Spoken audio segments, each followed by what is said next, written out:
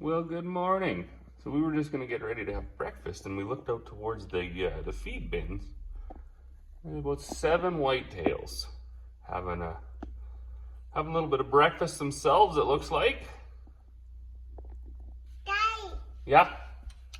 Are we watching these deers? Watching them eat all the grains. Hopefully, some of them have some antlers and they leave them behind. Well, good morning. So we watched them deer snack away on the grain this morning, and then I thought, you know what, I'm gonna go look. Somebody would have left me an antler shed, and nobody did, at least not over by the bins. So me and the dogs, we're gonna follow these little game trails and find out where they're bedding down and where they're leaving all the antlers, because I'm gonna close the buffet if they don't start depositing more antlers. I cannot believe how beaten of a path they have through here and even around the bins. And then after that, I guess we better go and fill up the feed bins. They're what do these doggies see? They're getting low, and I don't feel like shoveling. It's not that I don't like the exercise of shoveling, it's that when I climb into the grain bin, all of those old style bins, and I don't think the new ones are much better, everything on them is so sharp. Like, you just cut all the heck. You catch your clothes, rip your jacket. So to climb in and shovel up a couple $100 worth of barley, you catch your $300 jacket, rip it all down the side, and then you got to take it to mother to get it patched up. And I don't, I'm just going to avoid that whole scenario. I'm just going to fill the bin so I don't have to shovel it. And it's why I decided to take this way through the bush, because this will lead up to the bins anyways. Check it out. So I was getting a bit discouraged. Hadn't seen one for a while. But look at. Oh my. That's a cute little one. We'll have to so I got a whole bunch of zigzags. I gotta go back that way. I'm trying to inspire these guys to go find them themselves, but they're kind of good for nothing except for getting pets, so and eating dog food. But anyways, one is a win for now. Maybe there'll be another one on the back side of these bins, and this is only a very small part of where we search for them. You got to stick to one game trail and then follow it till you surface behind the bins. The one thing I never thought of was them ripping off those bin sensor cables when they're walking in between the bins, but haven't had that happen yet. I think after looking at this and how many of them are walking around up here, I better remedy that situation. All right, well, I'm back in the shop. I got the grain back started. I got the truck fired up. That rear axle was loose. I'm not too sure why, but check that out. Magic Shop strikes again. So they had like this light metal here for the wheels on the front. Of course, that busted right off. And Dad actually said he wasn't going to weld it. He's just not, I don't know, maybe not as confident in his skills anymore. But that looks perfect. If you painted that orange, that'd be better than it was from the store, because that was the light junk that was on there. So he must have done that yesterday. I don't know if he did this too. No, that's still full of chicken feed. But crazy. Everybody should get one of these. It's a Magic Shop where you just put junk, broken stuff, whatever, in front of it, and then just magically in a few days, if it's junk, it's in the garbage. If it's broken, it's fixed. If it's dirty, it's clean. Yeah, it's crazy. But anyways, I don't know why we can't keep these studs tight. I just torqued them up with that Milwaukee Impact, so maybe they'll stay. They were all loose. And the crazy thing is, on this side, they've never ever come loose. So I don't know.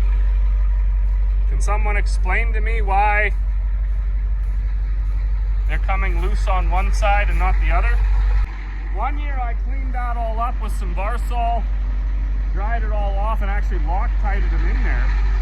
And that held, but then we broke the axle, so it had to come out anyways. This truck also fires up pretty good now with its new batteries.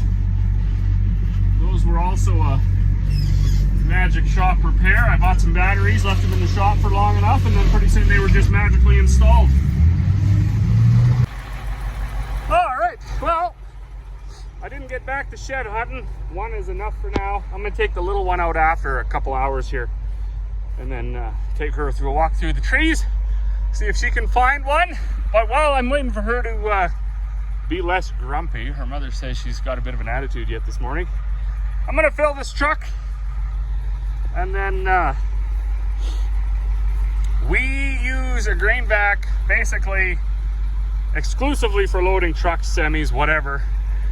Now last year we did pick up that 8" by 40 auger, which, I mean, that loads pretty quick too, but we can only use that out of the bins on the other side. So these ones, what we've done, these are 10,000s with whatever extra space you get out of that steel floor. These are the same size bins, but only on wood floor.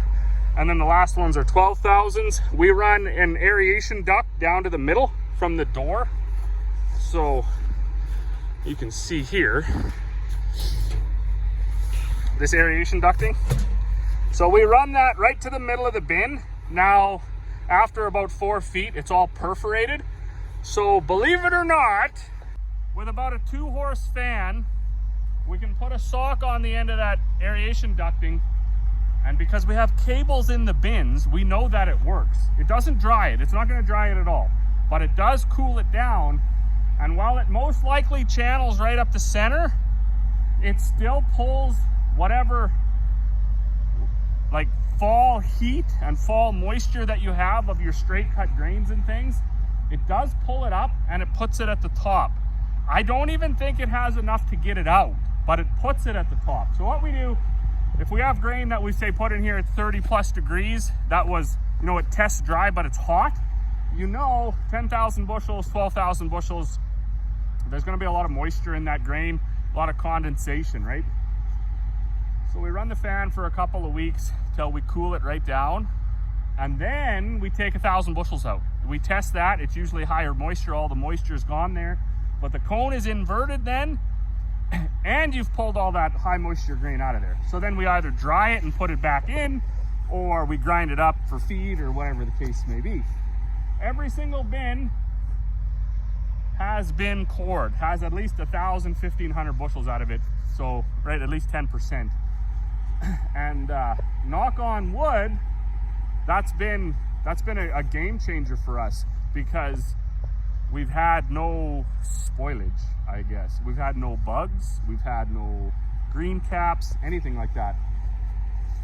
And we are all about efficiency, like financial efficiency. There's so much happening in the last 5-10 years of people just buying the work out. They're spending huge dollars to take the work away. Well, we don't mind doing the work, so we can spend a little less. In fact, 2 of these 12,000 bushel bins, I paid $5,500 for the package, built them myself, and then put them on a wood floor. So you're into, that's the cheapest, you're not gonna find cheaper storage, not even grain bags by the time you rent or buy the extractor and buy the bags. That's cheap, and then it's permanent storage. So the wood floors, they say they don't really recommend much bigger than a 24-foot bin. These are 24, those are 27. But we put like 6-inch center 6x6s. So it's almost like a solid floor anyways. They've gone down a bit, but they haven't tilted. So I can't rationalize or justify in my brain spending $3, $4, $5 a bushel to get concrete and center unload sumps and those big, huge in-floor aerations, and then do that on every single bin. Like, you're talking big bucks to do that. We use our batch dryer We run it 24/7 in a tough year. Dry the grain, cool the grain, store the grain in big bins, or are like big bins to us. I realize they're not big bins in today's world, but they're big bins to us. Store them in there, got the cables, and then when it comes to pull the grain out, we use that grain vac inside of the tube. We just run, what is this, 7-inch auger tube that runs all the way down into the middle, and then you can hook your grain vac up to it. And we can usually load a Super Bee in about, I don't know, 35, 40 minutes this way. It's way faster on the other side when you pull up to the short bins and you only have to use this one piece of flex pipe. Then you can load a Super Bee in about 16 minutes. This way it's about 45 minutes. But seems how we don't really hire a bunch of custom haulers anymore. We haul it ourselves. I'm not willing to spend the money on hopper bins or the money for the unloaders. And in fact, when I did a bit of custom hauling, most people with those big fancy bins, they weren't loading any faster than 40 minutes anyways. So in our mind, this is about as cheap as you can go. Now we got our grain vac to clean up all the bin bottoms on all the bins, so we don't have to worry about power and electric motors on every bin and all that other stuff. We just basically keep our grain vac in as good a condition as we can, keep it regularly serviced, and then, I don't know, works for us. Now the other thing we really notice with a grain vac is, seems like air pressure, atmospheric pressure, has the biggest play on whether this thing's gonna load quick or not. I would say right now, with as fast as that's going, we'd load a Super Bee in half an hour, probably just a little less. That flapper up top, if grain's coming out of that, then you're really being productive then. But as far as this goes, hauling with this single axle,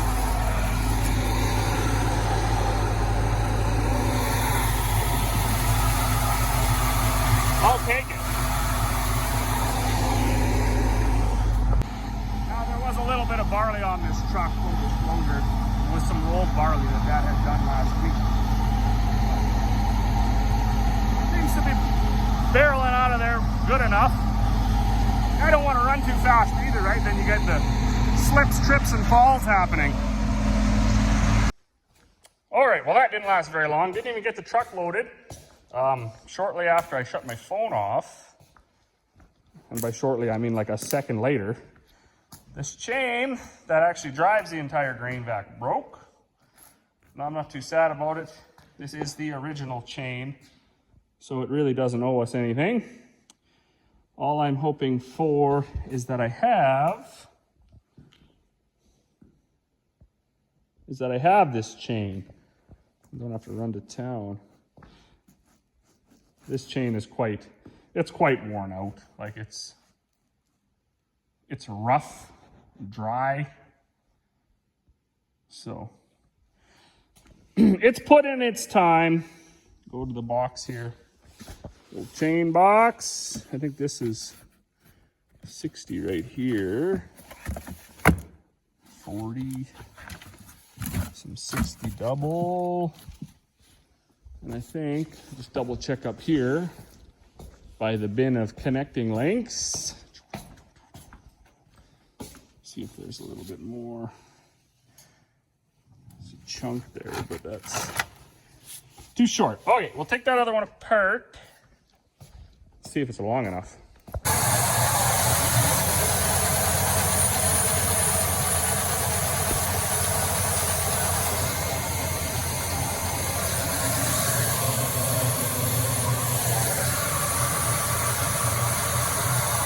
What'd you find? An antler. Okay. Where are we going? That way, yeah, this way. You just came from that way. That way, there's an antler. Why is the yellow one straight? Did you paint it? No.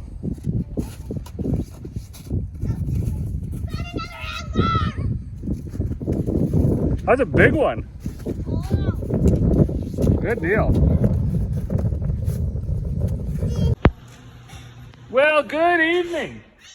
I checked that out, eh? So that's some of these are ones that we found in the field, like the really white ones. But yeah, most of this was antlers we found. A couple nice match sets here, like this guy. Where's another set? There's a couple anyways. But we went out yesterday too, Emmy, I, and the little one, and we found a couple of more. So we were busy all weekend. I didn't do any footage. Emmy had a tournament up in Dawson Creek, hockey tournament. So we spent basically the whole entire time up there. Buddy went to his grandma and grandpa's. Had a good time there. Since we've been back though, yesterday I tried to fish out these cattle molasses lick tanks. So it looks all the wheels that go in there. The tanks are over there, but we'll walk by it here in a minute. In my, while I was attempting to get those out, this is the first set of forks that we bought. They're only like 4,000 pound forks, 4,200 pounds, and they're 48 inch. They're on here because I actually bent one of those big forks trying to scoop underneath these totes and not put a hole in, or those lick tanks, not put a hole in them. So that was number one frustrating event from yesterday, Sunday. I was very disappointed in myself because it's very hard to get into a molasses tote when one fork is 8 inches lower than the other. Back on the drilling rig days. Oh, hold on a minute. So when I was working motors, like I did it too. Basically everybody does it. You're trying to peel the rig mats out of the frozen ground on a rig move, and you bend the forks on the loader, and then yeah, you're just like, this is a disaster. And if you don't get a new set right away, whenever you're trying to get mud mixing chemicals and stuff, bags of barite and stuff, it's always a nightmare. And I didn't want to do that around here. I was always thinking, you know, on the farm I should be able to be way more careful. Anyways, I wasn't. Now luckily, so the forks are over there. Luckily, I think Corey said it was $410 for a new fork. These are 5,500 pound forks, so they're heavy duty. So, and they had one, so she picked it up today. Thankfully too, the skid steer attachment stuff is nowhere near as heavy duty as the cat stuff that's supposed to go on the loaders. So you just pop it off. But you can see maybe right here, that's about where it's bent, and then it just freaks down. So anyways, that one's off. I'll leave it laying right there so it can freeze into the ground overnight, and I really got to struggle in the morning to pick it up. And then I'll put these back on. I also just loaded Carl with canola.